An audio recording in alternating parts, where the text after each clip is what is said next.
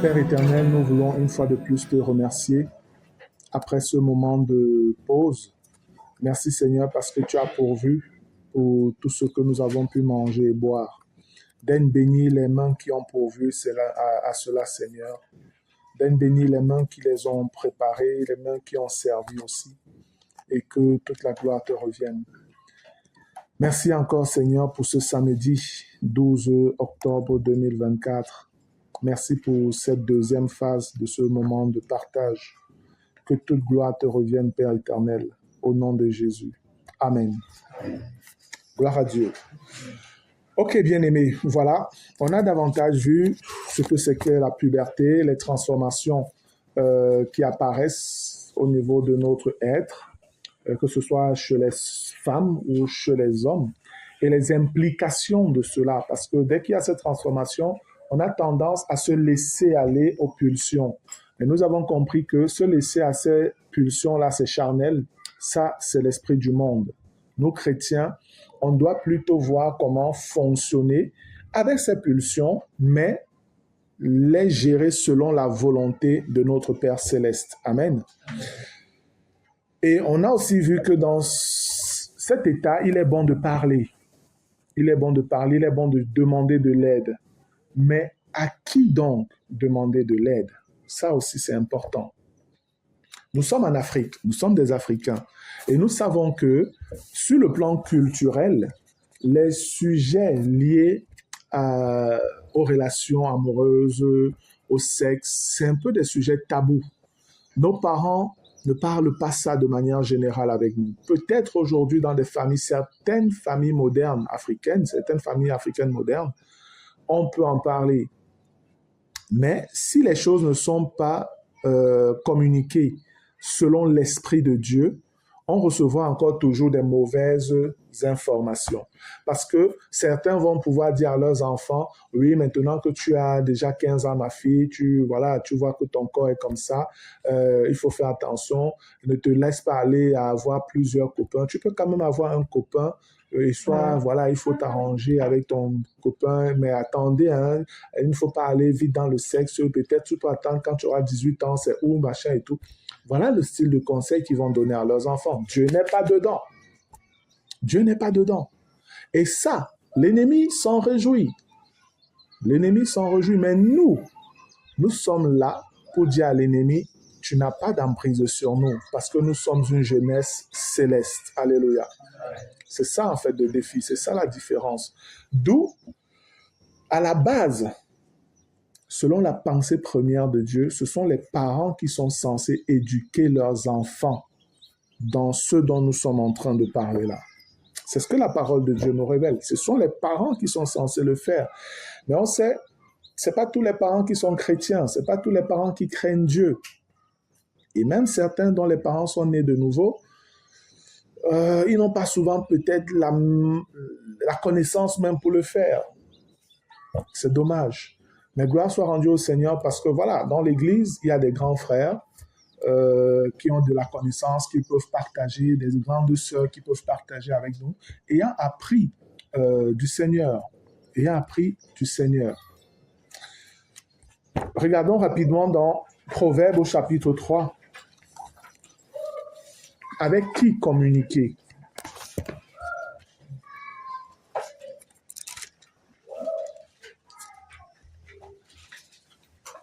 Proverbes chapitre 3. Je vais lire à partir du verset 1. Il est écrit, « Mon fils, n'oublie pas mes enseignements et que ton cœur garde mes préceptes, car ils prolongeront les jours et les années de ta vie, et ils augmenteront ta paix. Que la bonté et la fidélité ne t'abandonnent pas. Lis-les à ton cou, écris-les sur la table de ton cœur. Tu acquerras ainsi de la grâce et une raison saine aux yeux de Dieu et des hommes. Confie-toi en l'Éternel de tout ton cœur et ne t'appuie pas sur ta sagesse. Reconnais-le dans toutes tes voies et il aplanira tes sentiers. Ne sois point sage à tes propres yeux. Crains l'Éternel et détourne-toi du mal. Ce sera la santé pour tes muscles et un rafraîchissement pour tes os. Amen. Ici, en fait, on est en train de voir comme un parent qui donne des conseils à son enfant. Et c'est ça ce que le Seigneur veut à la base, que les pères instruisent leurs enfants selon la sagesse de Dieu. Et toutes ces grâces et bénédictions sera leur partage. Et c'est ici que c'est important de connaître notre Dieu. La fidélité que nous pouvons lui manifester, le Seigneur veille sur nous. Il veille sur nos enfants aussi. Il veille sur nos enfants de manière miraculeuse, au-delà de ce que nous pouvons même penser, et cela tous les jours. Moi, chaque jour que ma famille sort, mes enfants sortent et vont à l'école, mon épouse va au boulot, chaque fois qu'un rentre, je rends grâce à Dieu. Je dis chaque fois qu'un rentre, je dis merci Seigneur. Et je dis Seigneur, veille sur les autres qui rentrent à la maison. Chaque fois, pour moi c'est un réflexe. Parce que je suis conscient du combat qu'il y a dehors. Je suis conscient des batailles qu'il y a dehors. Je suis conscient de l'ampleur du monde des ténèbres là dehors. Et je sais que mes enfants sont une cible. Ma femme est une cible. Et le Seigneur fait des choses toujours extraordinaires. Il veille. Parfois, il me donne de contribuer à cela dans des prières par rapport à ce qu'il peut me révéler et tout. Et moi, je lui suis reconnaissant, frère. Nous devons être pleinement conscients de cette bataille-là. Les parents sont ceux qui doivent instruire leurs enfants selon les voies du Seigneur. Amen. Afin de les préserver du dérapage qui existe là dehors et de toutes les manières possibles que Dieu nous révèle dans sa parole. J'exhortais encore les bien-aimés dernièrement en leur disant, pour la prise en charge de vos enfants, pour le conseil, la sagesse pour élever vos enfants, lisez abondamment et de manière répétitive le livre des Proverbes. Le livre des Proverbes, c'est un livre rempli de sagesse, de conseils, de préceptes et tout, pour la bonne éducation de ses enfants. Et appliquez ça. C'est le livre des Proverbes qui est attaqué par l'Occident. Quand je dis l'Occident, l'ennemi est en train de détruire l'Occident en attaquant le conseil de Dieu dans le livre des Proverbes. Parce que si la famille est détruite, c'est fini avec votre nation, c'est fini avec votre génération. Et c'est ce que l'ennemi fait. Il détruit les familles aujourd'hui en Europe. Des décisions totalement hors sens. Les gens, c'est comme s'ils ne réfléchissent plus. C'est comme s'ils ne réfléchissent plus. Et les médias travaillent à véhiculer cela. Ne pensez pas que toute cette dictature que les gouvernements occidentaux mettent sur les familles, où on n'a plus le droit de gronder un enfant, on n'a plus le droit de le fouetter, de le corriger et tout. Ne pensez pas que tous les occidentaux sont d'accord avec ça. Je vous dis, c'est un mensonge. La grande majorité des occidentaux ne sont pas d'accord avec ça.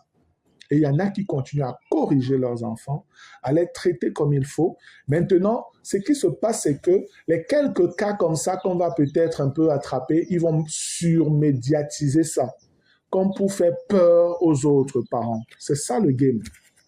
C'est ça le game. L'ennemi attaque la parole. Proverbe, chapitre 4. Je vais lire à partir du verset 1. Il est écrit: Écoutez, mes fils, l'instruction d'un père, et soyez attentifs pour connaître la sagesse, car je vous donne de bons conseils. Ne rejetez pas mon enseignement. J'étais un fils pour mon père, un fils tendre et unique auprès de ma mère. Il m'instruisait alors et il me disait, que ton cœur retienne mes paroles, observe mes préceptes et tu vivras. Acquiert la sagesse, acquiert l'intelligence. N'oublie pas les paroles de ma bouche et ne t'en détourne pas. Ne l'abandonne pas et elle te gardera. Aime-la et elle te protégera. Voici le commencement de la sagesse.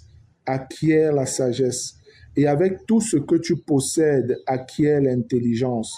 Exalte-la et elle t'élèvera. Elle fera ta gloire si tu l'embrasses. Elle mettra sur ta tête une couronne de grâce. Elle t'ornera d'un magnifique diadème. Écoute, mon fils, et reçois mes paroles, et les années de ta vie se multiplieront. Je te montre la voie de la sagesse. Je te conduis dans les sentiers de la droiture. Si tu marches, ton pas ne sera point gêné. Et si tu cours, tu ne chancelleras point. Retiens l'instruction, ne t'en dessaisis pas. Garde-la, car elle est ta vie. Alléluia. Amen. Mes jeunes frères, pour ceux-là qui ont la grâce d'avoir des parents qui sont encore vivants déjà, et en plus, qui dans une certaine mesure sont responsables, et encore plus ceux qui ont des parents chrétiens, je vous en supplie, papa ou maman, je vous en supplie, jeunes frères, obéissez à vos parents. Amen. Obéissez à vos parents. C'est seulement comme ça que ces grâces, ces bénédictions vont s'accomplir dans vos vies. Mais si vous pensez que vous êtes déjà assez grand parce que l'âge de la puberté est venu, vous pouvez aussi déjà parler un peu fort. Maman peut parler, vous répondez. Papa peut parler, vous répondez. Vous désobéissez. Ne fais pas ça, tu fais. Parce que tu penses que, on va me faire quoi? Même si on peut supporter, mais j'ai déjà fait ceci ou cela. Vous êtes encore dans l'ignorance, tout simplement. C'est l'ignorance. Et le peuple périt faute de connaissance. Vous allez souffrir si vous désobéissez à vos parents. Vous allez souffrir. Vous pensez que vous maîtrisez la vie. Ce n'est pas vrai. Vos hormones sont en ébullition et vous font croire que vous êtes des super-héros, vous êtes des superman, vous êtes très intelligents, vous êtes très malins. Sachez que papa et maman sont passés là avant vous. Et je dis encore, c'est encore plus grave quand vous avez des parents chrétiens que vous méprisez, dont vous rejetez les conseils. C'est grave. Et de même que c'est une grande bénédiction pour les enfants qui écoutent leurs parents. Amen. Je ne peux pas le dire autrement, frère, mais je connais la grâce et la bénédiction qu'il y a à obéir à ses parents. Aucun parent normal, bien constitué, ne peut vouloir le mal de son enfant. Aucun. Aucun. De la même manière que Dieu nous aime tellement, nous sommes ses créatures. Il nous aime tellement qu'il a envoyé son Fils, nous qui étions perdus dans le péché, afin que son Fils puisse donner sa vie, afin de nous racheter, que nous redevenions ses enfants. Parce que Dieu nous aime tellement qu'il ne veut pas nous perdre, même pas un seul. Mais il laisse les hommes libres. Il y en a qui choisissent d'obéir, comme il y en a qui choisissent de désobéir. Et malheureusement, Dieu est juste et il devra appliquer sa justice le moment venu. Et ceux qui désobéissent au Seigneur maintenant, ou à leurs parents, je veux dire, ceux qui désobéissent à leurs parents présentement, désobéissent à Dieu. Est-ce que tu penses que tu es plus fort que Dieu? Est-ce que tu penses que tu peux lui résister réellement? Qu'est-ce qui te fait croire que tu peux avoir la liberté de fonctionner comme tu veux, alors que ton père te dit non? Ta mère dit non, ne fais pas ça, tu décides et tu fais. Et la chose qui est terrible, c'est que parfois tu fais tout ça, mais c'est vers lui que tu vas encore venir dire, je n'ai pas de cahier, je n'ai pas de bic, j'ai faim, maman, je veux manger, j'ai besoin de ceci et j'ai besoin de cela. Voilà l'ingratitude dans laquelle les enfants évoluent.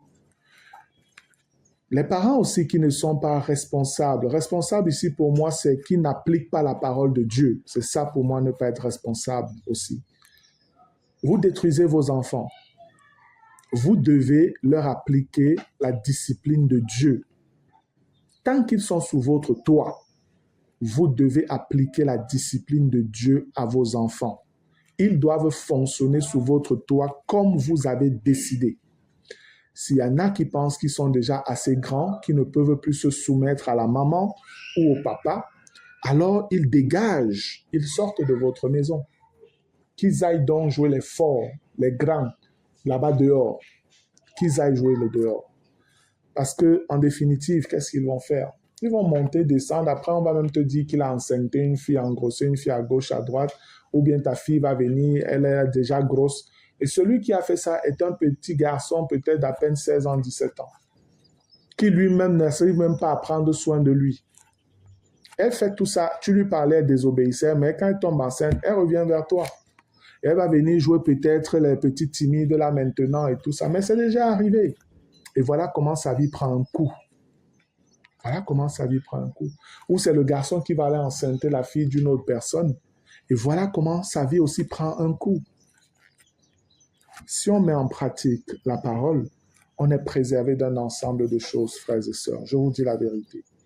Je parle vraiment à mes jeunes frères qui sont là. 15 ans, 16 ans, 17 ans, 18 ans et autres. C'est surtout à vous là que je m'adresse. Obéissez à vos parents, s'il vous plaît. Obéissez à vos parents. Gloire à Dieu. Bien, on est en train d'aller à la fin. Éphésiens 6, versets 1 à 4. Éphésiens 6, versets 1 à 4. On est en train de terminer déjà. Bon, cette dernière partie n'est pas longue du tout. Éphésiens 6, versets 1 à 4. Il est écrit, « Enfants, obéissez à vos parents selon le Seigneur, car cela est juste. Honore ton père et ta mère. » C'est le premier commandement avec une promesse, afin que tu sois heureux et que tu vives longtemps sur la terre. Ces versets sont les corollaires des passages de Proverbes que nous venons de lire en fait. Et vous, pères, n'irritez pas vos enfants, mais élevez-les en les corrigeant et en les instruisant selon le Seigneur. Amen. En fait, tous ces passages que nous venons de lire, les trois passages que nous venons de lire, Proverbe 3, Proverbe 4 et Éphésiens 6, nous montrent que les premières personnes responsables de l'éducation des enfants sont les parents. Ce n'est pas les pasteurs, ce n'est pas les anciens, c'est d'abord les parents. Donc, même vous qui êtes chrétiens, ne pensez pas que vos enfants seront très bien éduqués parce qu'ils viennent en assemblée. Vous venez avec eux. C'est vous à la maison d'abord qui devez éduquer vos enfants. C'est vous à la maison qui devez éduquer vos enfants. Maintenant, il arrive donc que les parents peuvent être défaillants. Les parents peuvent être défaillants. Parents chrétiens ou encore, voilà, ça peut être même des païens. Là, c'est encore même plus grave. À ce moment-là, vers qui se tourner? C'est pourquoi c'est important, c'est avec qui communiquer. Là, on va dans Éphésiens au chapitre 4. Éphésiens 4. Je vais lire à partir du verset 7. Il est écrit, « Mais à chacun de nous, la grâce a été donnée selon la mesure du don de Christ. C'est pourquoi il est dit, étant monté dans les hauteurs, il a amené des captifs et il a fait des dons aux hommes. » Les dons ici, ce n'est pas les dons spirituels. Les dons ici, c'est les personnes. C'est les personnes. Dieu a pris certaines personnes et il a fait don de ces personnes-là à l'humanité et de manière particulière à l'Église. Il a fait des dons aux hommes. Or, que signifie il est monté, sinon qu'il est aussi descendu dans les régions inférieures de la terre? Celui qui est descendu, c'est le même qui est monté au-dessus de tous les cieux, afin de remplir toutes choses. Verset 11. Et il a donné, les voilà les dons là, et il a donné les uns comme apôtres, les autres comme prophètes, les autres comme évangélistes, les autres comme pasteurs et docteurs, pour le perfectionnement des saints. C'est ce que nous sommes en train de faire depuis le matin. C'est votre perfectionnement qui est en train d'être fait là. Moi, je suis un enseignant de la parole, je suis un docteur de la parole. Et ce que je fais, c'est votre perfectionnement selon cette parole du Seigneur.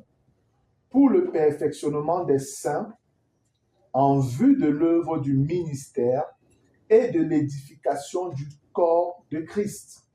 Vous devez être perfectionné, donc atteindre de la maturité, afin que davantage dans votre état de maturité, vous perceviez quel est l'appel de Dieu pour vous. C'est ça en vue de l'œuvre du ministère. Que vous puissiez percevoir clairement quel est l'appel du Seigneur pour vous et que votre appel contribue à l'édification du corps de Christ qu'est l'Église. Amen. C'est pourquoi dans 1 Corinthiens 3, on dit que nous sommes co-ouvriers avec Christ. Parce qu'il a dit, je bâtirai mon Église. Mais ce que Jésus fait, il amène les frères matures à collaborer avec lui à la construction de l'Église. Et c'est pourquoi donc il établit certains frères, comme on voit les apôtres, les prophètes, les évangélistes, les pasteurs, les docteurs, pour donc davantage travailler dans la vie des frères qui sont des pierres vivantes, afin que ces bien-aimés à leur tour soient forts spirituellement et travaillent également à continuer l'œuvre du Seigneur selon l'appel qu'ils auront reçu. Voilà donc des personnes qui sont qualifiées, des personnes vers qui vous pouvez aller pour espérer avoir une oreille attentive, demander conseil, quand peut-être les parents sont dans un état défectueux. Quand les parents, ça ne va pas. Tournez-vous vers les frères, tournez-vous vers les dirigeants, ou encore tournez-vous vers des grands frères ou des grandes sœurs matures spirituellement. Ne restez pas dans votre coin à souffrir. Ne restez pas dans votre coin à souffrir. Parlez, communiquez, frères. Ne vous laissez pas plonger dans la pornographie. Ne vous laissez pas plonger dans la masturbation. Ne pensez pas que c'est impossible d'arrêter. Non. Parlez, demandez de l'aide, confessez cette chose, avouez cette chose. Pour le perfectionnement des saints en vue de l'œuvre du ministère et de l'édification du corps de Christ, jusqu'à ce que nous soyons tous parvenus à l'unité de la foi et de la connaissance du Fils de Dieu, à l'état d'homme fait, à la mesure de la stature parfaite de Christ. Ainsi, nous ne serons plus des enfants flottants et emportés à tout vent de doctrine, par la tromperie des hommes, par leur ruse dans les moyens de séduction. Mais, en professant la vérité, dans l'amour, nous croîtrons à tous égards en celui qui est le chef, Christ. C'est de lui, et grâce à tous les liens de son assistance, que tout le corps bien coordonné et formant un solide assemblage tire son accroissement selon la force qui convient à chacune de ses parties et s'édifie lui-même dans l'amour. Amen. Donc, frères, vraiment pour conclure cette première journée, en résumé, je dirais que retenez, s'il vous plaît, ressentir de l'attirance envers le sexe opposé, donc envers une femme, envers une sœur, c'est quelque chose de normal. Retenez ça. Ce n'est pas un péché. Ce n'est même pas quelque chose d'impur. C'est pas comme si non, c'est que quand tu ressens ça, tu n'es même plus dans la sanctification. Non, ça n'a rien à voir. C'est normal. C'est simplement dû à l'évolution de ton corps, à ta croissance d'être humain, selon que Dieu lui-même l'a pensé au commencement. Mais la chose devient problématique, souvenez-vous, simplement parce que nous naissons déjà avec une nature de péché. Et c'est dénaturé donc par le péché. Et c'est pourquoi il y a beaucoup de dérives, ou des choses qu'on devrait pouvoir jouir pleinement à la gloire de Dieu, on les fait maintenant de manière illicite, où tu vois des enfants qui vont avec des enfants et qui font des enfants. Voilà où le problème se pose. Mais pour nous qui sommes chrétiens, nous comprenons que nous devons être dans des modèles. Avoir des sentiments, ce n'est pas un péché. Ce n'est même pas quelque chose d'impur, pas du tout. Mais comment gérer ça? Voilà ce que nous voulons que vous compreniez. Ce n'est pas parce que tu ressens des sentiments pour quelqu'un, pour quelqu'une, je veux dire que tu vas courir, aller dire n'importe quoi, aller faire n'importe quoi. Non. En tant que chrétien, si tu sens que non, tu n'es pas prêt pour le mariage et tout, va vers les grands frères, pose ton problème, parle avec eux, ils te donneront des conseils. Amen. Même après ces rencontres-ci, ne pensez pas que non, on a déjà tout reçu, donc ça va, on peut se débrouiller. Ça, c'est des connaissances qu'on vous donne, des informations qui sont communiquées. Mais si vous avez encore et toujours des problèmes, vous en aurez, vous êtes des êtres humains, je vous dis. Même quand on est marié, c'est là. Mais il faut savoir comment gérer la chose. C'est ça qui est le plus important. Si vous avez des soucis, comme j'ai dit, si vos parents sont des personnes ouvertes, qui parlent, qui écoutent, parlez avec vos parents déjà. Voyez ce qu'ils vous disent. Parlez avec eux. En tant qu'enfant de Dieu, vous devez pouvoir connaître, faire la part des choses. Amen. Et puis, si les parents sont défaillants, et vous savez que, gars, je ne peux même pas parler avec mon papa, lui ne s'en fout, lui ne s'occupe pas, il est irresponsable et tout ça. Pareil pour maman et tout. Et même peut-être ça peut être que tu as honte d'en parler avec toi-même et tout. Alors, fais un pas vers les dirigeants. Vois les grands frères dans la foi. Vois les grands frères dans la foi et parle-leur ouvertement. On ne va pas te blâmer, on ne va pas se moquer de toi. C'est un sentiment qui est normal. C'est quelque chose qui est normal. Et si tu as des sentiments pour une sœur et que tu penses que lui, tu veux déjà te marier, c'est la même chose. C'est la même chose. Au lieu de rester dans ton coin, penser que tu es très fort, tu peux gérer, tu as honte, tu vas faire comme ci, tu vas faire comme ça. Demande le conseil. Parce que parfois, tu peux avoir des vues sur une sœur qui a des problèmes, qui n'est même pas prête, et il y a tellement de choses. Les meilleures personnes pour t'aider, pour te diriger, te conseiller sont les dirigeants. Parce qu'ils sont censés connaître comment les frères et sœurs évoluent, quel est leur état. Il y a des moments où tu peux voir une sœur, tu la vois là tous les jours, mais elle est dans des sérieux troubles, peut-être dans sa famille, peut-être des troubles personnels, et elle est peut-être dans un suivi avec les dirigeants qui essaient de l'aider. Si toi, tu te précipites simplement à aller lui dire des choses, elle peut même te dire non, alors qu'elle aurait pu te dire oui si elle était dans une bonne disposition. Si tu avais vu les dirigeants pour leur en parler, demander leurs conseils, ils auraient pu te dire non, attends un moment, on va te relancer parce que là, on fait un boulot avec elle, ça ne va pas trop et tout ça. Et ce serait à ton avantage. Ce serait à ton avantage. Donc, frères, sœurs, bien-aimés, voilà ce que on avait à partager avec vous pour cette première journée. On va encore laisser la place aux questions-réponses. S'il y en a qui ont quelque chose à dire, ils sont libres de parler et on verra comment apporter ce qu'on peut apporter. Et on se dit aussi à la fin, à samedi prochain, 10h, au même endroit. Amen. Soyez bénis.